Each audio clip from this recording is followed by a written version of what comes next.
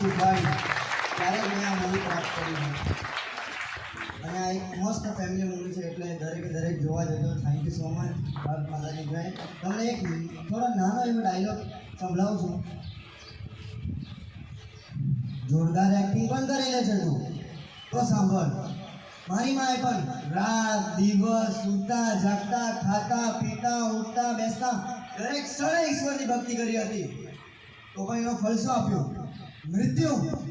જો તું ખરેખર ઈશ્વર હોય તો મને મારી મરેલી માની આત્મા સાથે એક વાર મેળવ. એ તો કઈ દેજે તારા દેવાજી દેવ મહાદેવને કે મને આ ક્ષણે મૃત્યુ આપે.